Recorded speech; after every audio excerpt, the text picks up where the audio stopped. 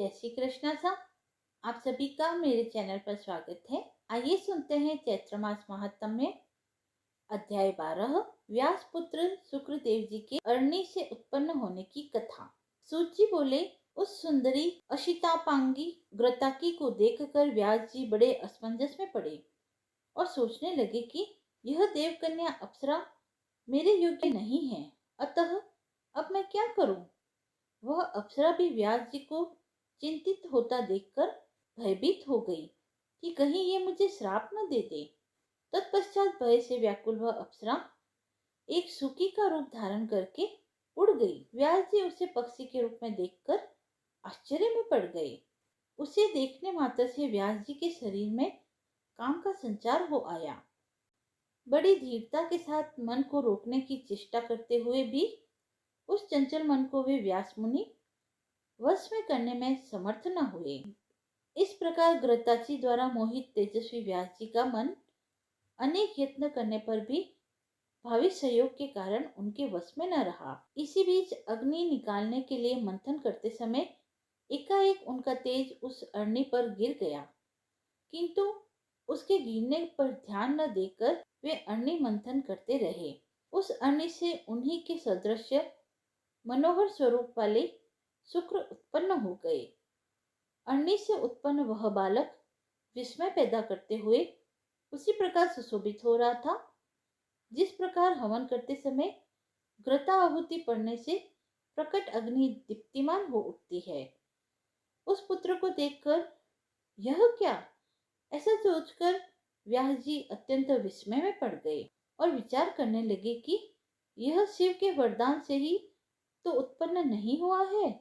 इस प्रकार अरणी गर्भ से उत्पन्न वह तेजस्वी पुत्र शुक्र अपने तेज से दूसरे अग्नि के तुल्य दैदीप्यमान प्रतीत हो रहा था। व्यास जी ने दिव्य देहधारी अग्नि के समान तेजस्वी पुत्र को बड़ी प्रसन्नता से देखा और पर्वत से नीचे उतरकर गंगा जल से उसको नहलाया। हे तपस्वियों, उस समय आकाश से उस शिशु के ऊपर पुष्पों की वर्षा होने लगी।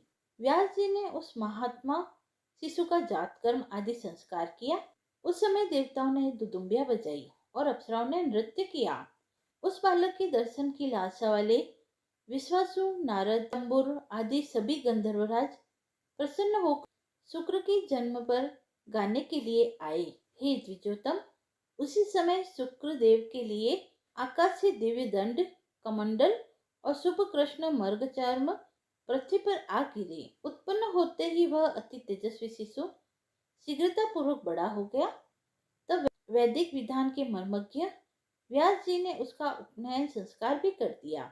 उत्पन्न होते ही रहस्यों तथा संग्रहों सहित सभी वेद उन महात्मा के समक्ष वैसे ही उपस्थित हो गए जैसे उनके पिता व्यास जी में वे विद्यमान थे। अरणी मंथन के समय मुनि श्रेष्ठ व्यास जी ने घृताची अप्सरा को शुकी के रूप में देखा था, इसीलिए उन्होंने उस बालक का नाम सुख रख दिया। व्यास सुखदेव जी ने बृहस्पति को अपना आचार्य मानकर विधिवत ब्रह्मचर्य व्रत धारण किया। गुरुकुल में निवास कर रहस्य तथा संग्रहों सहित सभी वेदों तथा धर्म शास्त्रों का अध्ययन करके तदंतर गुरु को दक्षिणा देकर वे सुखदेव मुनि अपने पिता व्यास जी के पास आ गए। सुखदेव को आया देखकर व्यास जी ने शीघ्रता के साथ प्रसन्नता पूर्वक उठकर बारंबार उनका आलिंगन किया और उनका सिर चूमा। परम पवित्र व्यास जी ने सुखदेव जी की कुशल क्षेम तथा अध्ययन के विषय में पूछा तथा उन्हें आश्वस्त करके अपने पावन आश्रम में रख लिया। तत्पश्चात व्यास जी सुखदेव जी के विवाह के विषय में सोचने लगे। एक दिन परम तेजस्वी व्यास जी ने सुखदेव जी से किसी सुंदर मुनि कन्या की चर्चा की। उन्होंने अपने पुत्र सुखदेव जी से कहा, हे पवित्र आत्मा, तुमने वेद आदि सभी धर्म शास्त्रों का अध्ययन कर लिया है, अतः हे महामते, अब तुम विवाह कर लो और गृहस्थ आश्रम में रहकर देवताओं और पितरों का यजन करो। और हे पुत्र, तुम सुंदर स्त्री को स्वीकार कर मुझे भी ऋण से मुक्त कर दो। अब पुत्र की गति नहीं होती और उसे स्वर्ग कदापि नहीं मिलता, इसलिए हे महाभाग, अब तुम गृहस्थ आश्रम में प्रवेश करो। और हे सुख, हे पुत्र, गृहस्थी बसाकर मुझे भी आनंदित करो। ऐसा करके हे महामते, हे पुत्र, तुम मेरी महान आशा परिपूर्ण करो। हे सुख, कठिन तपस्या करके मैंने तुम्हारे जैसा पुत्र पाया है। हे महाप्राज्ञ, तुम देवता रूप हो, अतः मुझ पिता की रक्षा करो। सूत जी बोले, हे ऋषियों, ऐसा कहने वाले व्यास जी के पास उपस्थित विरक्त सुखदेव जी ने गृहस्थ आश्रम में अनुरक्त अपने पिता से कहा। सुखदेव जी बोले, हे महामते, हे धर्मज्ञ, आप क्या कर रहे हैं? मुझ शिष्य को आप तत्व ज्ञान का उपदेश दें, मैं आपकी आज्ञा का पालन करूंगा। व्यास जी बोले, हे पुत्र, तुम्हारे लिए मैंने सैकड़ों वर्ष कष्ट सहकर जो तपस्या की और शिव जी की आराधना की, उसके फलस्वरूप मैंने तुम्हें पाया है। किसी राजा से मांगकर मैं तुम्हें प्रचुर धन दूंगा।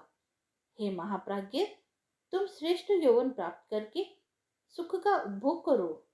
सुखदेव जी बोले, हे तात, आप बताइए कि इस मनुष्य लोक में भला विपत्ति रहित कौन सा सुख है? बुद्धिमान लोग दुख से युक्त सुख को सुख नहीं कहते हैं। हे महाभाग, स्त्री पाकर मैं उसी के वश में हो जाऊंगा, तब भला आप ही बताइए, परतंत्र होकर और विशेषतः स्त्री के वश में रहकर मैं कौन सा सुख पा सकूंगा? लोह या काष्ठ के फंदे में जकड़ा हुआ पुरुष कदाचित छूट भी सकता है, किंतु पुत्र कलत्र के बंधन में फंसा हुआ प्राणी कभी भी बंधन मुक्त नहीं हो पाता। यह शरीर विष्ठा से परिपूर्ण है, वैसे ही स्त्रियों का शरीर भी होता है। हे विपेंद्र, तब कौन बुद्धिमान पुरुष उससे प्रीति करना चाहेगा? हे विप्र शिरोमणे, मैं अयोनिज हूँ, तब योनिजन्य सुख में मेरी बुद्धि कैसे होगी? मैं भविष्य में भी अपनी उत्पत्ति किसी योनि से नहीं चाहता, अतः अद्भुत आध्यात्म सुख को छोड़कर मैं दूसरे सुख को क्यों चाहूं? अपने आप में रमण करने वाला कभी विषय सुख का लोभी नहीं होता। मैंने सांगोपांग वेदों का अध्ययन किया और जाना कि वे हिंसा है तथा कर्म मार्ग के प्रवर्तक है।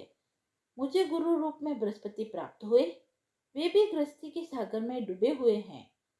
अविद्याग्रस्त हृदय वाले वे मेरा उद्धार कैसे कर सकेंगे? जैसे कोई रोगग्रस्त वैद्य दूसरों के रोगों की चिकित्सा करता हो, उसी प्रकार मुझ मोक्षार्थी के गुरु गृहस्थ है, यह विडंबना ही है। इसलिए ऐसे गुरु को नमस्कार करके मैं आपके पास आया हूँ। अब आप तत्व ज्ञान का उपदेश देकर मेरी रक्षा करें, क्योंकि मैं इस संसार रूपी सर्प से अत्यंत भयभीत हूँ। इस महाभयंकर संसार चक्र में प्राणी मात्र को सर्वदा नक्षत्रों की भांति चक्कर काटना पड़ता है और सूर्य की भांति दिन रात उन्हें भी कभी विश्राम करने का अवसर नहीं मिलता। हे तात, इस संसार में आत्मज्ञान को छोड़कर कौन सा सुख है? मूढ़जनों को सुख की वैसी ही प्रतीति होती है जैसे विष्ठा के कीड़ों को विष्ठा में होती है। वेद शास्त्रों को पढ़कर भी जो सांसारिक सुख में फंसे रहते हैं, भला उनसे बढ़कर मूर्ख और कौन होगा? उन्हें तो कुत्ते, घोड़े एवं सुअर आदि पशुओं के समान धर्म वाला समझना चाहिए। दुर्लभ मानव तन को पाकर तथा वेद शास्त्रों का अध्ययन करके भी यदि मनुष्य इस संसार में बंधता है, तो दूसरा भला कौन बंधन मुक्त हो सकता है? इससे बढ़कर संसार में कोई दूसरी अद्भुत बात नहीं है कि पुत्र कलत्र और घर के बंधनों में पड़ा हुआ भी पंडित कहलाता है। जो मनुष्य इस संसार में माया के सत्व रज तम रूपी तीनों गुणों में बांधा नहीं जाता है, वही विद्वान, बुद्धिमान एवं शास्त्रों में पारंगत है। दृढ़ बंधन में डालने वाले व्यर्थ विद्याध्ययन से क्या लाभ? उसी का अध्ययन करना चाहिए जो शीघ्र ही भवबंधन से मुक्त कर दे। पुरुष को बंधन में जकड़ लेने के कारण ही उसे ग्रह कहा गया है, अतः ऐसे बंध रूप घर में सुख कहाँ? हे पिताजी, इसलिए मैं भयभीत हूँ। जो अज्ञानी, मंदबुद्धि तथा अभागे मनुष्य हैं, वे इस मानव जन्म को पाकर भी पुनः बंधन में पड़ जाते हैं। व्यास जी बोले, ग्रह बंधन नहीं है और न बंधन का कारण है। जो मन से बंधन मुक्त है, वह गृहस्थ आश्रम में रहते हुए भी मुक्त हो जाता है। जो न्याय मार्ग से धनोपार्जन करता है, शास्त्रोक्त कर्मों का विधिवत संपादन करता है, पितृ श्राद्ध आदि यज्ञ करता है, सर्वदा सत्य बोलता है तथा पवित्र रहता है, वह ग्रह में रहते हुए भी मुक्त हो जाता है।